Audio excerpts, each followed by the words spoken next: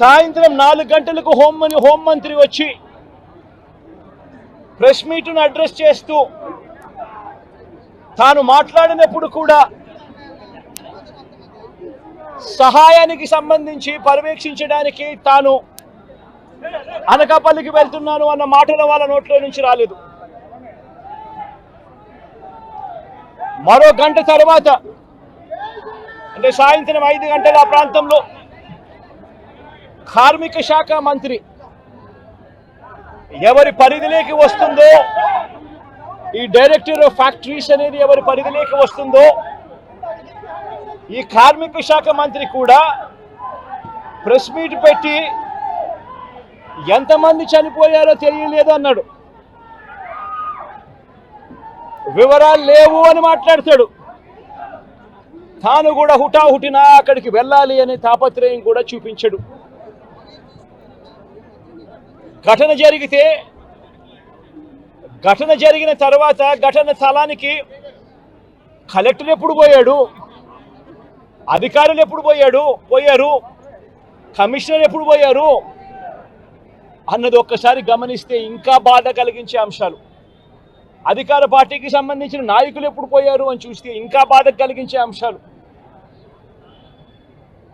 కనీసం ఘటన జరిగితే కనీసం అంబులెన్స్ను కూడా కనీసం మొబిలైజ్ చేసి ఆ ప్రాంతానికి తీసుకుని రాని పరిస్థితి. బాధితులు ఎవరైతే ఉన్నారో వాళ్ళందరినీ కూడా కంపెనీకి సంబంధించిన బస్సుల్లో తీసుకొస్తా ఉన్నారు, హాస్పిటల్లోకి తీసుకొని పోయే పరిస్థితి. నేను ఒకసారి తేడా గమనించమని అడుగుతా ఉన్నా. ఇలాంటి ఘటనే ఒకసారి మా ప్రభుత్వ హయాంలో కూడా జరిగింది. ఎల్జీ పాలిమర్స్ అనే ఘటన జరిగింది.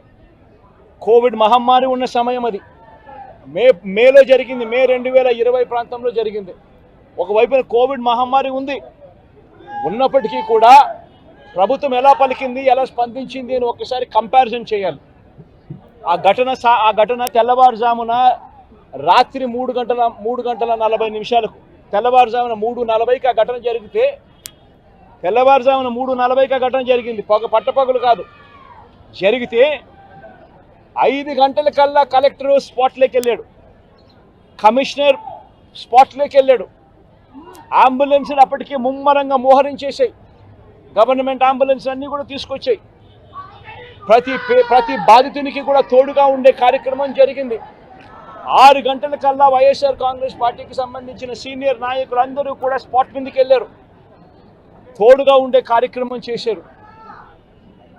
అదే రోజు 11 గంటలకల్లా, మధ్యాహ్నం కూడా కాదు, మధ్యాహ్నం కాకమునిపే 11 గంటలకల్లా ఏకంగా ముఖ్యమంత్రి అంటే నేనే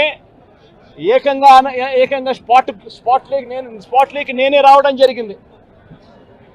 స్పందించిన తీరు గమనించమని అడుగుతా ఉన్నా. వెంటనే 24 గంటల్లోనే ఏకంగా ₹1 కోటి కాంపన్సేషన్ ప్రకటించిన పరిస్థితులు గతంలో ఎప్పుడు జరగల. ఇట్లాంటి ఘటనలు జరిగినప్పుడు గవర్నమెంట్ ఎప్పుడు కూడా రెస్పాన్సిబిలిటీ తీసుకొని, గవర్నమెంట్ ఎప్పుడు కూడా బాధితుల పట్ల సానుభూతితో ఎప్పుడూ వ్యవహరించలా. ఇంతగా వ్యవహరించిన పరిస్థితులు ఎప్పుడూ లేవు. మొట్టమొదటిసారిగా ₹1 కోటి కాంపన్సేషన్ ఇచ్చిన ఏకైక ప్రభుత్వం మొట్టమొదటిగా వైఎస్ఆర్సీపీ ప్రభుత్వమే, మన ప్రభుత్వమే, జగన్ ప్రభుత్వమే ఇచ్చిందని కూడా చెప్పడానికి కూడా సంతోషపడతా ఉన్నాను నేను. ఇక్కడ 24 గంటల్లోనే ఏకంగా ₹30 కోట్ల అక్కడికి ఇమ్మీడియట్లీ పంపించి బాధితులకు తోడుగా నిలబడడం జరిగింది. ఎవరైతే దెబ్బలు తగిలాయో, ఎవరైతే ఉన్నారో వాళ్ళని వెంటనే హాస్పిటల్లోకి చేర్పించడం, 3 రోజులు హాస్పిటల్లో ఉంటే ₹10 లక్షల మేర కాంపన్సేషన్ ఇవ్వడం, హాస్పిటల్లోకి జరిగిన మైనర్ ఇంజరీస్కి కూడా వెంటనే ₹3 లక్షలు ఇవ్వడం, హాస్పిటల్లోకి ఎవరు వచ్చినా కూడా చిన్న గాయాలతో వచ్చిన వాళ్ళకు కూడా ₹25,000 మేరకు వాళ్ళకు కూడా కాంపన్సేషన్ ఇచ్చి పంపించడం. ఏకంగా గ్రామాలకు కూడా 15,000 మంది 15,000 మంది నివాసం ఉంటా ఉన్న చుట్టుపక్కల ఉన్న 5 గ్రామాలకు సంబంధించి ప్రతి ఒక్కరికి కూడా మళ్ళీ ₹10,000 కూడా ఇచ్చి కూడా తోడుగా నిలబడిన పరిస్థితులు ఆ రోజుల్లో వైఎస్ఆర్ కాంగ్రెస్ పార్టీ ప్రభుత్వ హయాంలో జరిగాయి. నేను ఇక్కడ ఎందుకు చెప్తా ఉన్నాను అంటే, మనిషి ఒక ప్రభుత్వం అధికారంలో ఉన్నప్పుడు స్పందించే తీరు ఎలా ఉంటుంది అన్నది చాలా ఇంపార్టెంట్.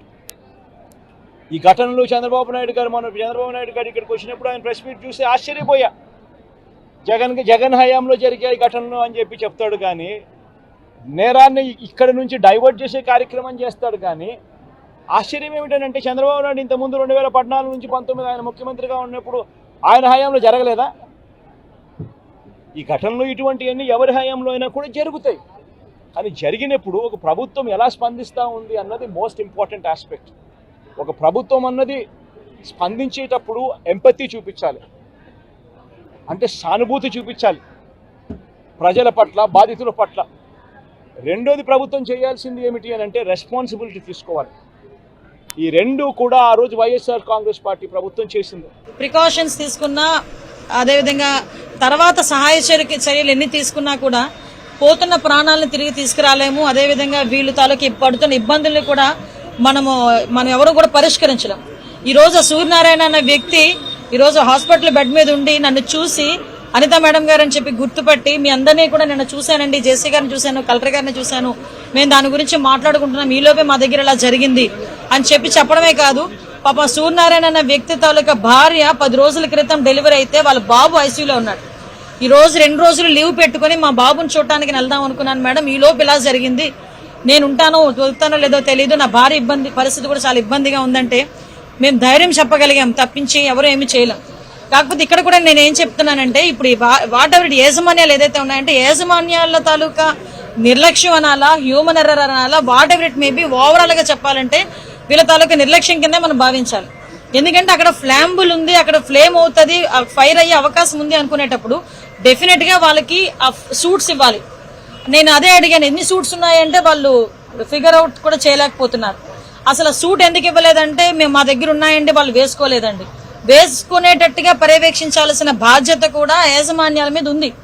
ఈ రోజు అక్కడ ఫైర్ అవుతుంది, లేకపోతే అక్కడ మనకి రెడ్ జోన్ లో ఉంది ఆ ఏరియా అనేటప్పుడు డెఫినెట్ గా లోపలికి వెళ్ళేటప్పుడు ఆ ప్రికాషన్స్ తీసుకొని హెల్మెట్స్ గానీ, అదేవిధంగా వాళ్ళకి సూట్స్ గానీ అవన్నీ ప్రికాషన్స్ తీసుకొని ఉంటే ఈ రోజు ఇంత ప్రమాదం జరిగి ఉండేది కాదు. ఈ రోజు ప్రాణాలతో నిజంగాన కొట్టుమిట్ట ఆడుతున్నారు. వాళ్ళని చూస్తే కడుపు రగిలిపోయింది నిజంగా. ఏంటి వాళ్ళ పరిస్థితి? ఎవరు చేసిన పొరపాటు? ఎవరో చేసిన పొరపాటుకి వీళ్ళు ఈ రోజు హాస్పిటలైజ్ అవ్వడం ఏంటి, వాళ్ళ కుటుంబాల్లో ఇబ్బంది పడడం ఏంటి? సో నేను అదే చెప్తున్నాను, ఇమీడియట్ గా మేము కూడా కలెక్టర్ గారు both Anakapalli and Vizag collector గారితో మాట్లాడడం జరిగింది. ఒక ఇండస్ట్రియల్ అందరితోని కూడా ఒక ప్రికాషన్స్ వైజ్, సేఫ్టీ వైజ్ ఒక మీటింగ్ పెట్టుకుని వీలైతే ఇండస్ట్రియల్ ఎక్స్పర్ట్స్ ని కూడా పిలిపించి ఇక్కడ వాళ్ళకందరికీ కూడా అసలు సేఫ్టీ మేనేజ్మెంట్ ఎలా చేయాలి, సేఫ్టీ ఆడిటింగ్స్ పరిస్థితి ఏంటి, at the same time fire పరిస్థితి ఏంటి, ఇవన్నీ కూడా ప్రికాషన్స్ తీసుకుని వాళ్ళకి క్లియర్ ఇన్స్ట్రక్షన్ ఇచ్చి వెళ్తాం. కానీ ఒకటి మాత్రం చాలా క్లియర్ గా చెప్తానండి, యాజమాన్యాల వైఫల్యాల వల్ల గానీ, నిర్లక్ష్యాల వల్ల గానీ ఏ ఒక్క ప్రాణం కూడా పోయడానికి వీల్లేదు. అలా ప్రాణాలు పోయే పరిస్థితి వచ్చింది అంటే గనక యాజమాన్యాల మీద చర్యలు తీసుకోవడానికి కూడా